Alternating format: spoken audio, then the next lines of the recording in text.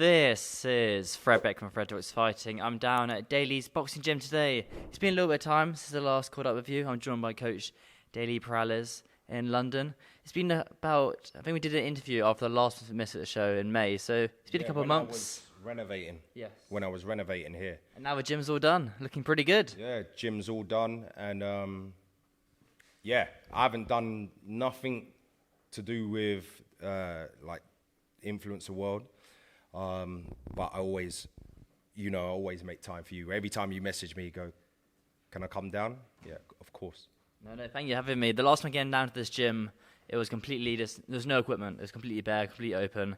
And now it only took 2 months, and it's up and running. Looking pretty good. That's the name Trenchtown. Yeah. That's the name of the gym. Yeah. Yes, everyone go check out Trenchtown Boxing. We'll put the link in the description for the Instagram and the website. But the Misfits show, did you see it? Yeah, actually, I decided to sit down and watch the show, especially because I was interested. There's a few people I was interested in watching, like Amir Anderson. I like watching him fight. Then there was obviously Ty Mitchell. Then what's his name? Jahan Ingram, never pro? No.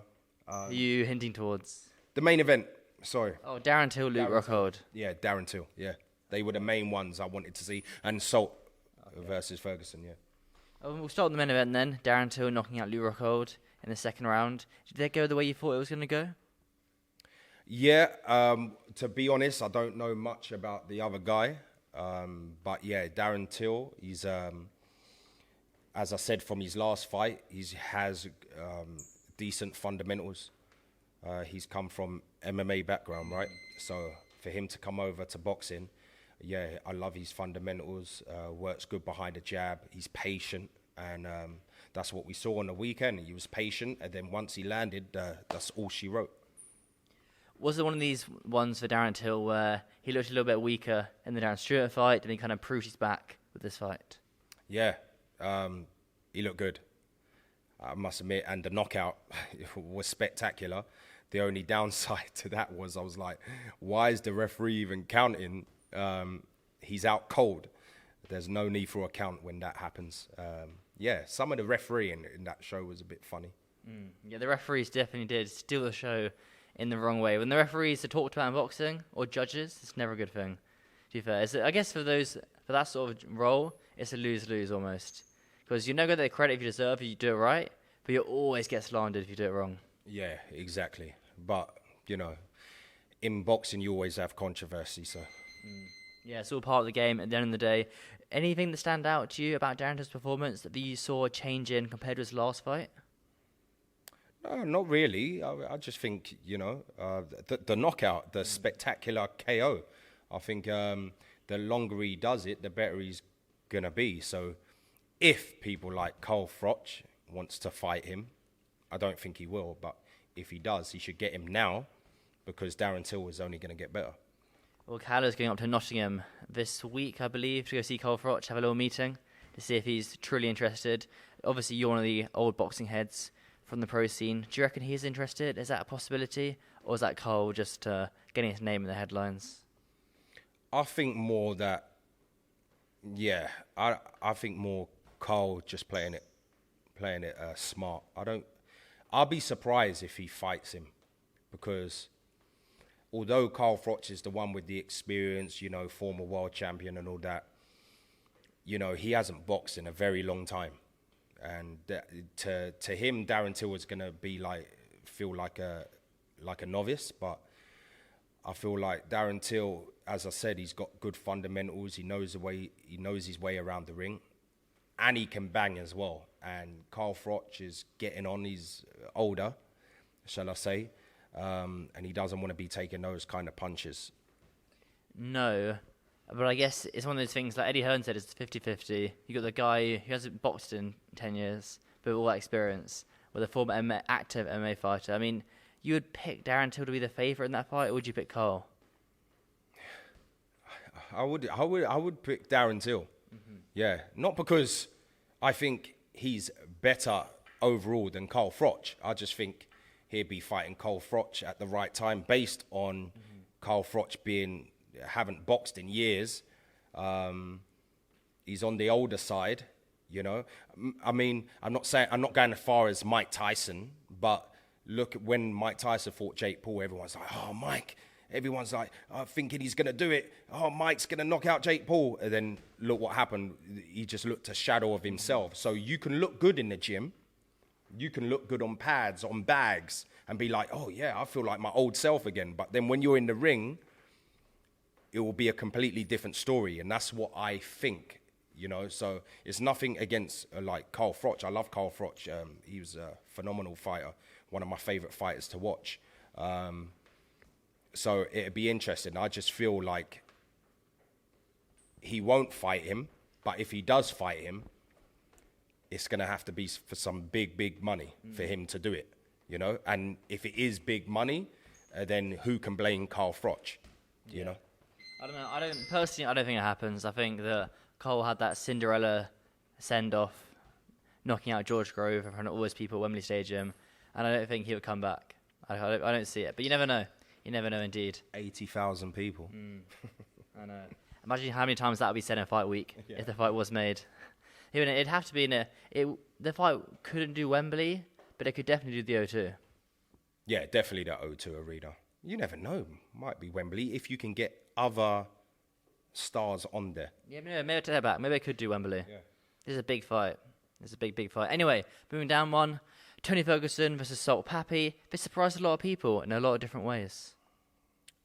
Why did you say that surprised a lot of people? Because all the MMA heads and all the Tony's fans, even the guys in boxing as well, they're all picking Salt Papi to win. And they're all hoping that Tony would make the upset, which he did in the end. And then also the other thing that surprised people was how bad the referee was in that fight about stopping it so early as well. Well, there's a number of factors. The main one is that Tony Ferguson got that dog in him, you know, and that's something you can't teach. And obviously, to be an MMA fighter, you have to have that dog in you. It's the same as like when Henderson fought Idris. The experience of being in those tough fights, I think, played a huge difference. And that's the same with Salt Papi.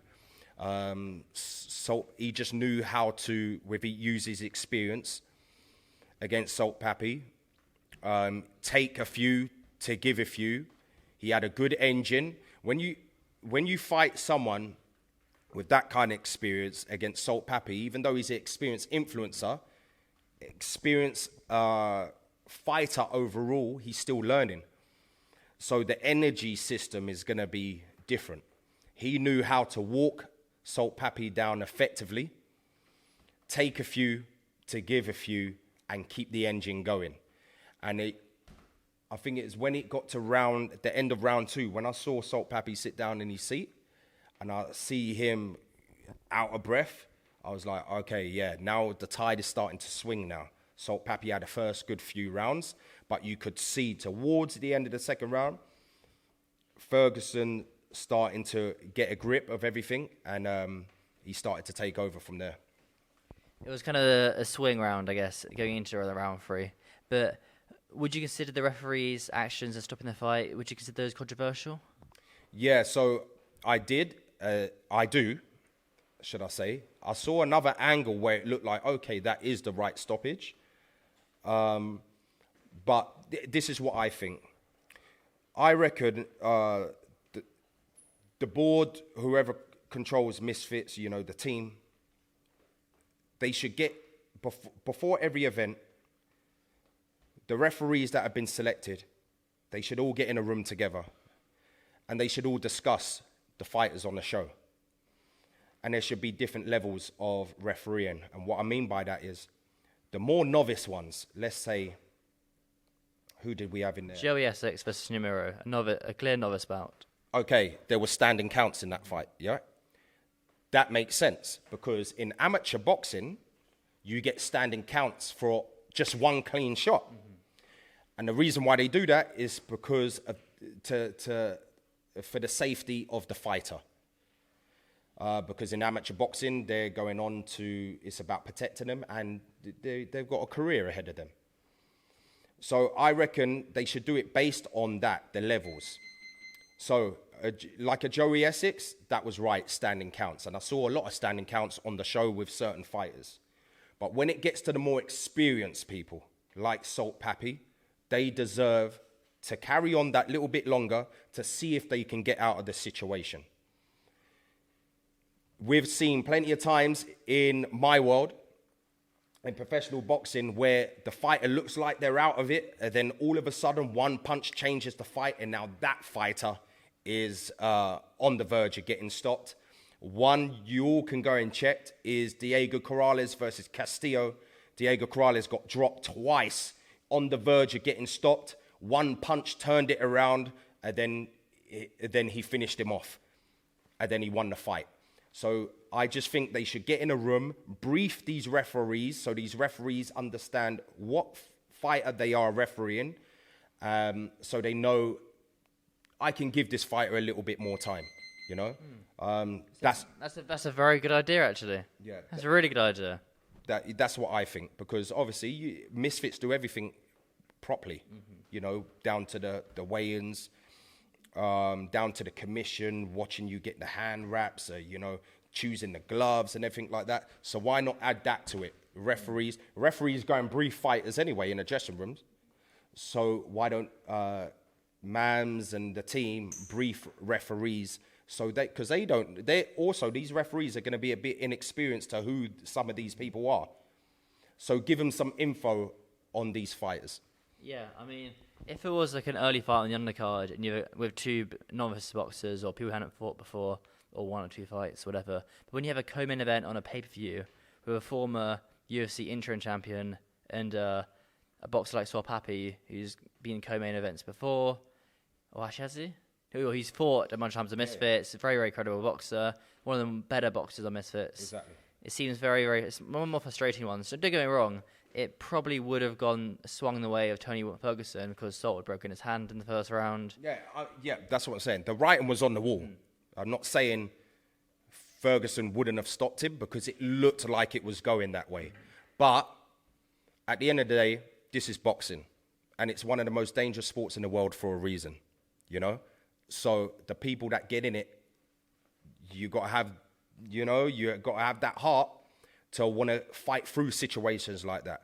So I think giving it another 5 to 10 seconds just to see if one punch could have stopped Tony Ferguson from carrying on those barrage of punches, I think that's what should have been done. Just let him go on just a little bit more, because Salt Papi, he's a dog as well, you know?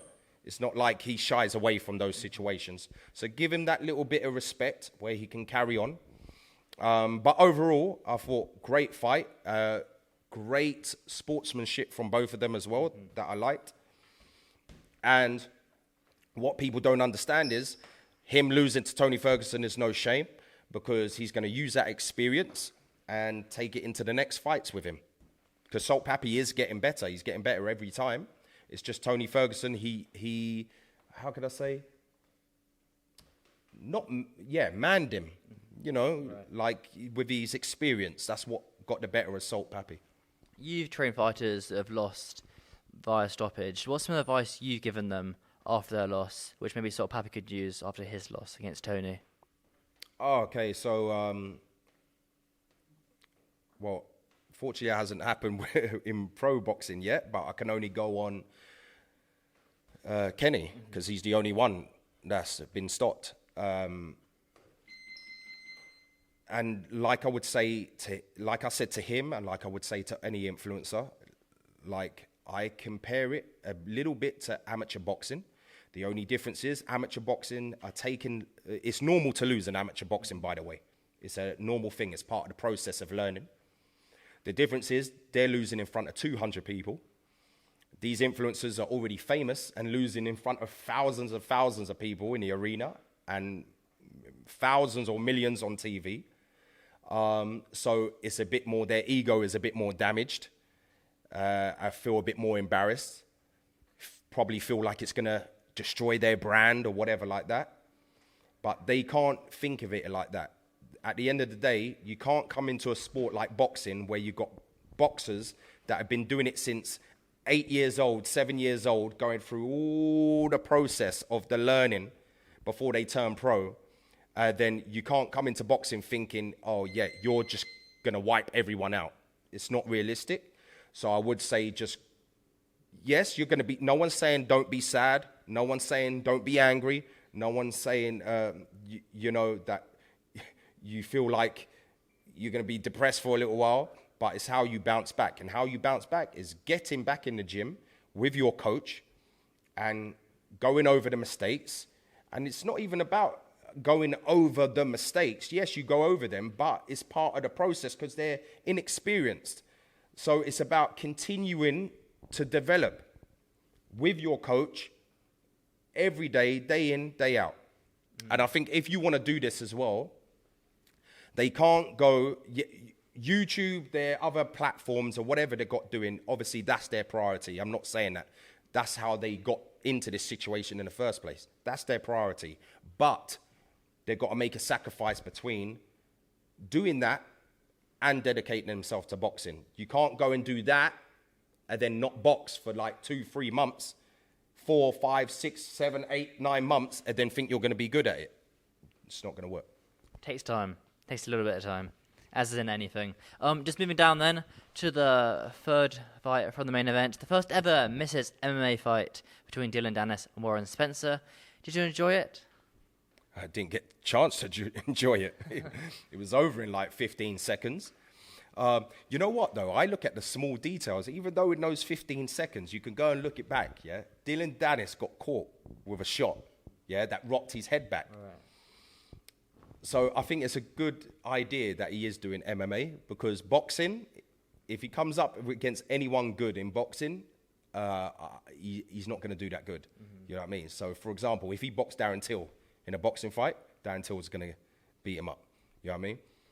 So, because if you see, when he got caught with that shot, yeah, straight away it went to the floor after that.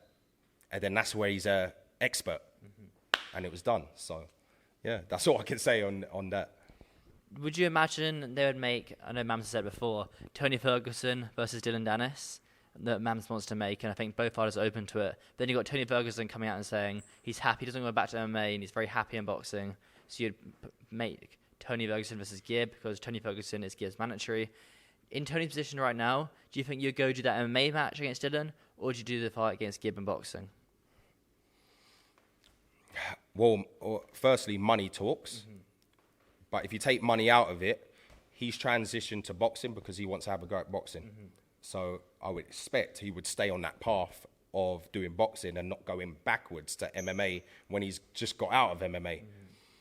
So, yeah, probably would make sense for Tony Ferguson to fight someone like a Gibb. The Dillon Danis versus Tony Ferguson fight is a bigger fight than Gibb versus Tony Ferguson. So it probably would sell. Both would be PPV, I would assume. So he probably would get paid more for the MMA match. But however, he's very happy in boxing. I don't think he feels like going back to MMA. So we see which one he does. It'd be interesting. Or you could do like a hybrid. Put on the MMA gloves and limit the rules of MMA where it's still more boxing. Right. Isn't it like K1 is a bit like that? Called K1, where K1, they've got the MMA gloves on, but nothing's going to the floor. Yeah, kind of like a hybrid, you know, if that Dillon Danis Ferguson one was to happen, you know what I mean? But I think he wants to stay on the boxing path, I think, yeah. Do you like the fight between Dillon Danis and Eddie Hall? Yeah. That one will be funny. That one would be funny to watch because, you know, Eddie Hall, obviously the weight difference is... That's the first thing would be hilarious. Yes, Eddie Hall's got to lose 60 pounds. Okay. But it's of muscle, though. It's not of fat, though. Is that going to be difficult for him to lose 60 pounds to make that fight happen? Well, I think he lost a lot of weight for when he fought the... He fought 4. Yeah. And he also fought there's like 2 little people. There's 2 people and the 2 twins. So I think he can do it because he's done it before. But it's just going to be funny to watch because even when he loses weight, he's still going to look 10 times bigger than Danis. And wouldn't it be funny to see Danis try and choke or submit Eddie Hall on the floor? It'd just be funny to watch. Yeah. I mean, I was interviewing Eddie Hall, and he's like, "I got the world's strongest punch." And that's kind of mad. I didn't know that he actually had the world's strongest punch. Oh wow, I didn't know that either. I thought it was Francis Ngannou. Clearly, I guess Eddie Hall is so much bigger, so much heavier. Well, I wouldn't want to get hit by Eddie Hall. No way. Well, neither of them would be too nice indeed. And then just talk about this fight: Joey Essex versus Numero. This was a very, very entertaining match. It's perfect when you have two novice boxers, the same skill level. That's what happens. It's always a great fight. Yeah, and it was, and they both showed a lot of heart, which is good. That's one thing. As I said, that's one thing you can't teach. His uncle or whatever, Tony Sims, I know him very well. My pros go down to Matchroom and spar Tony's fighters a lot. So he's got good teacher teaching him. So he showed a lot of heart, and he showed a good punch as well. It shows that he can hit hard. He's just got to work.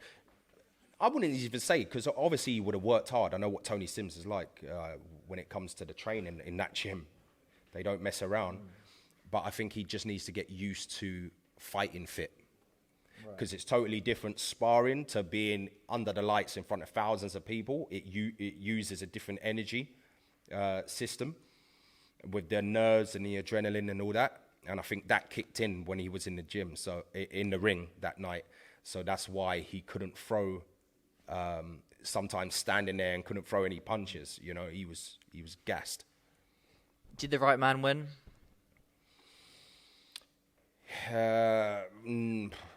Probably not. I don't think.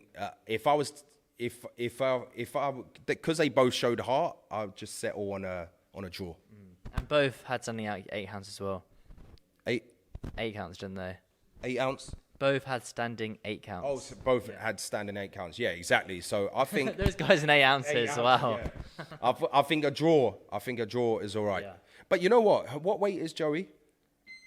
Was it? I think it was 155 or 165. Because you were saying 8 ounce. You know, in pro boxing, welterweight and below is 8 ounce anyway. So it'd be fun to see. If they did that fight in America, it would have to be 8 ounce, wouldn't it? Yeah, exactly.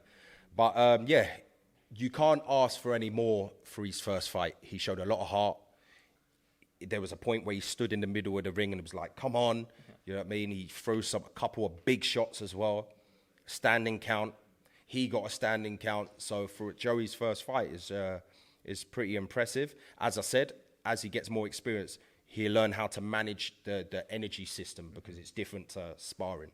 Certainly. You put actually, what about this though? Before we go on to Time Mitchell's fight, we'll touch on Deji. Deji made a video almost calling out Joey Essex. That fight was mentioned, happened on the Qatar card last year. Is that a fight Deji would like to revisit now? Deji versus Joey Essex. This could be big. Yeah. I mean, I got shown the video from one of my coaches here. Showed me the video of Deji. Yeah, calling him out. See, with Deji, what people have to understand, right? I get like DMs, is Deji training? Like, I have to be honest, right? Boxing is not his priority. That's not where he makes his money.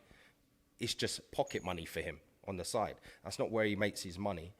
And I'm more of a friend to him now. Yeah, obviously I'm a coach when it comes to being a coach, if he was to fight, but he's like family to me.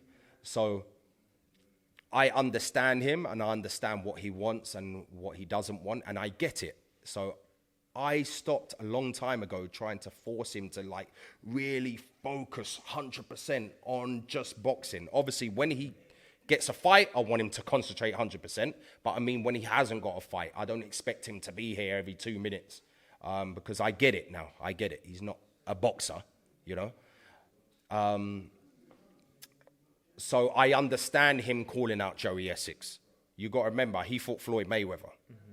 He got a taste of that celebrity fight kind of thing. So although Joey Essex has got less experience than Deji, if you look at it in a celebrity kind of way, having Joey Essex and Deji fighting together, that is going to sell big. Mm-hmm. Not only for the fight itself, but for their brands outside of boxing, because you're going to have so many people involved in it. even for him, you're going to have like people from the boxing world come in, like Conor Benn there, be involved. You know what I mean? It'd just be an all-round good promotion and good build-up if them two were to fight. And as I said, you're going to have the TV, I don't know what channel, Love Island and all that stuff is on, but you're going to have all those kind of outlets, you know, following the fight because of this. You know what I mean? So the experience-wise, obviously, Deji has more experience, but I understand why Deji would want that because he's looking to fight celebrity names. I don't think Deji is interested in influencer names anymore. He just wants celebrity status names. Is that fight next, though? Has he spoken to you about getting back in camp and training for it? Well, he's messaged me and say, Coach, I want to lose some weight. And I want to fight again. Do you know how heavy Deji is right now? I don't know because I ain't seen him since. Did you feel like asking, or you didn't want to? I don't want to make it a big thing. The last time I saw him was when he done a stream here, and even then we were saying, "Oh, we need to lose weight." Even me, him, both of us need to lose weight. But he's definitely got bigger since that stream. Yeah. So he messaged me, goes, Coach, let's start training and potentially fighting. Okay.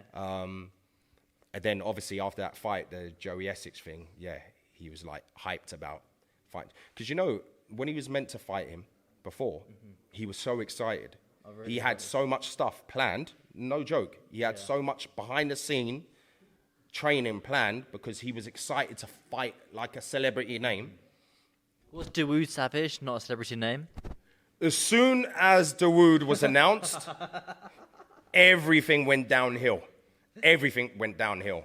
Everything. The training, the eating. What's an example of something that Deji did in camp training for Joey Essex, and the exact same thing he did when he trained for Dawood? Well, with Joey Essex, as I was saying, he had a plan. Right. You know, he had a plan. He is going to have video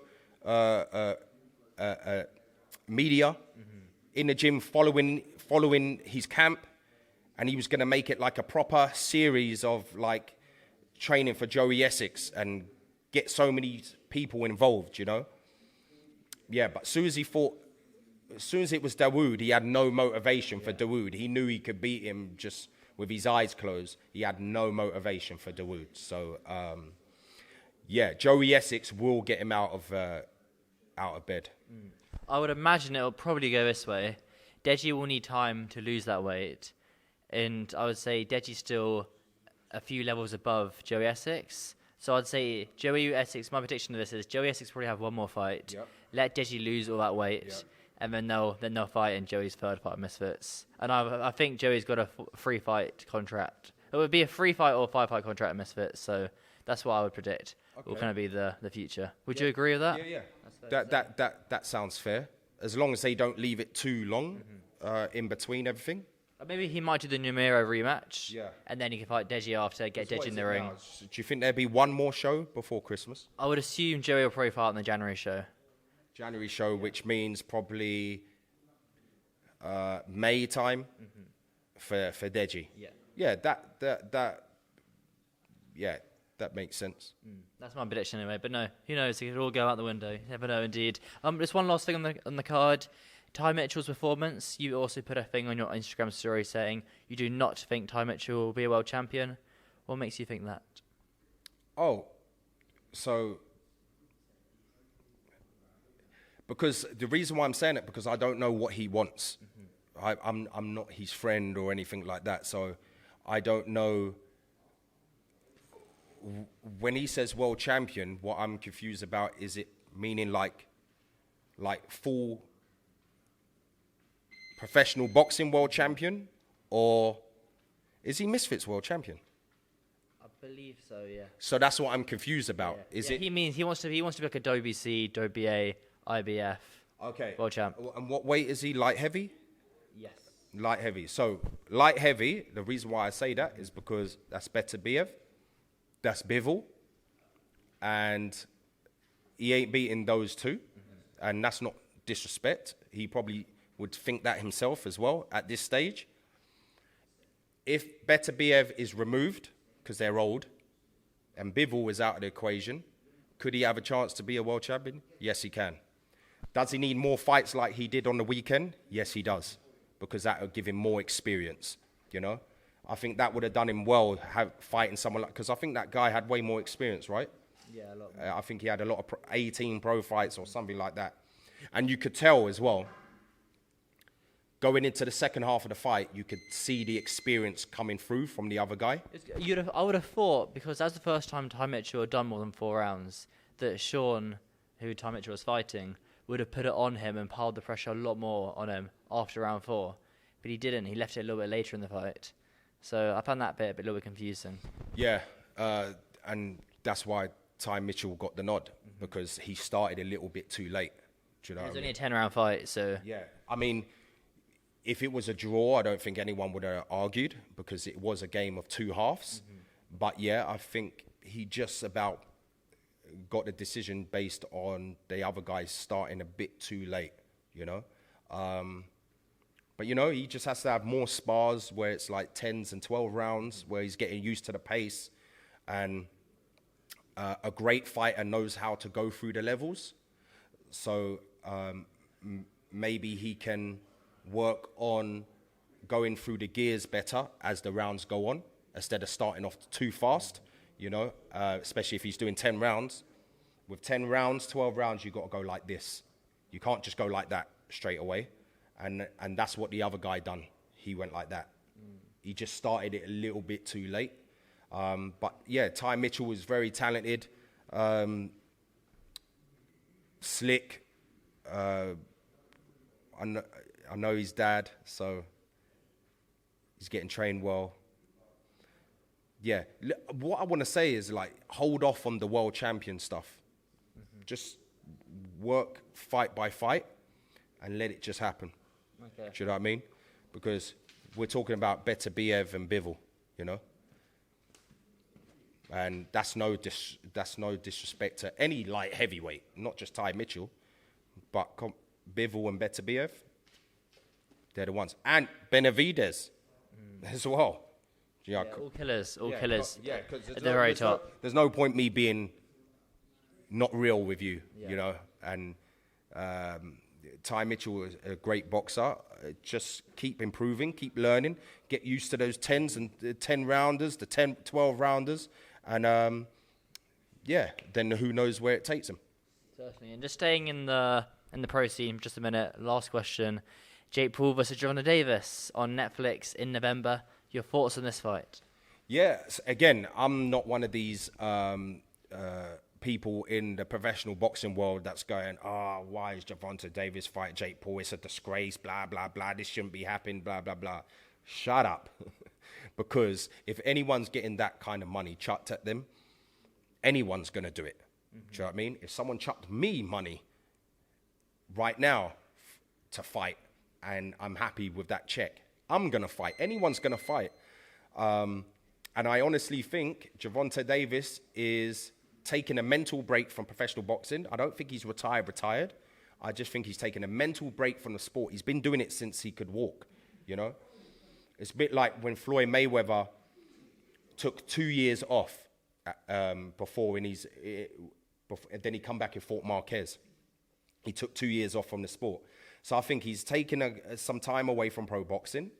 In the meantime, he can earn ridiculous amounts of money just to go in there and effectively have a sparring match against Jake Paul, as it's an exhibition, you know. So let him go and have his fun and earn his money. I honestly think he's going to come back afterwards and he's going to rematch Roach. That would be a great plan. That would be fantastic if that was the case. I mean, right now, you take a 50-50 fight against Roach and get paid, say, 4 to 7 million. And that's me being generous, I would say. Or take the 20 to 35 million against Jake Paul in an exhibition. And so you kind of put yourself in his shoes and you understand where he's coming from. But the fight between Tank and Jake, does either man get hurt? Does either man get knocked down? I mean, I don't know if there will be a winner, but people will be able to see if there's a winner in terms of adding up the rounds and seeing who dominated each round more.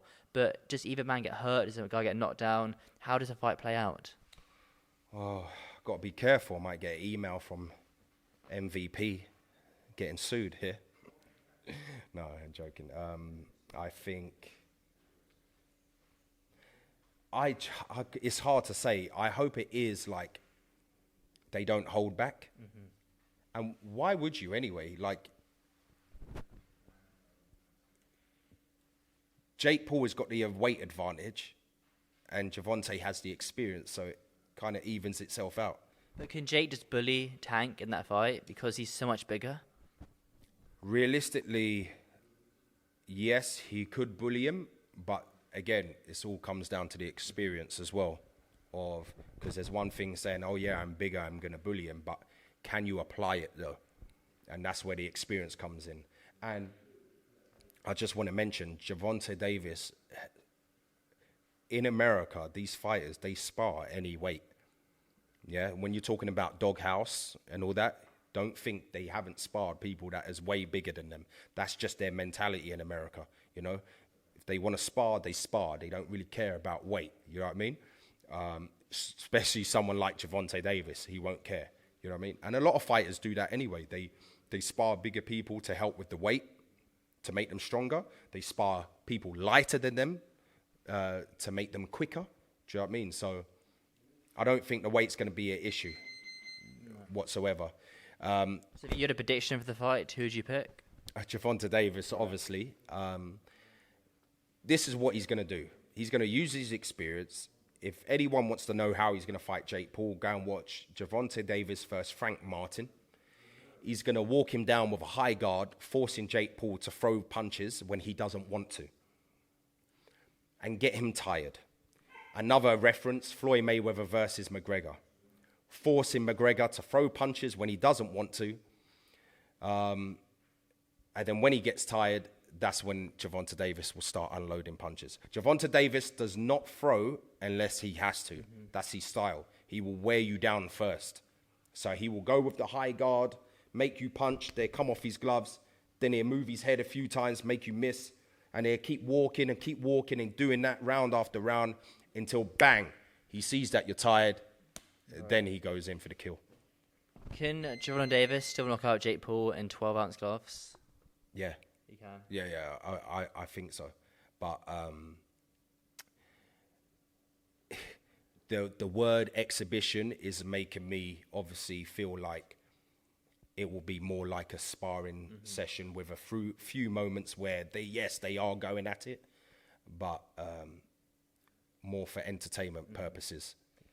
Does, obviously, when Tank spars for Jake, he'll be sparring a lot bigger guys. Does Jake Paul spar small guys to this camp? Or does he spar like normal sized guys, so then it's easier for him to fight a small guy? The smart thing would be to fight a way smaller guy to get used to it, but then it's not testing himself properly. How would they go about this for Jake? I would just do a mixture of both, because they both serve its purpose when it comes to like getting you fit, conditioned and stuff. So if you're fighting someone your normal weight or heavier, that's going to condition you and get you fit in ways that sparring someone smaller isn't going to be able to do. So if it was me and I'm the coach, I'm going to still use the normal sparring partners that they do at their own weights, but then I'll get in a dwarf to replicate Gervonta Davis. Awesome, Daley. Thank you for having me down in the gym today. Shout out Trenchtown Boxing. Links in the description for Instagram and the website. But yeah, thank you very much. And I'll come down here and see you soon. Thank you. Appreciate it a lot. Perfect. That's great.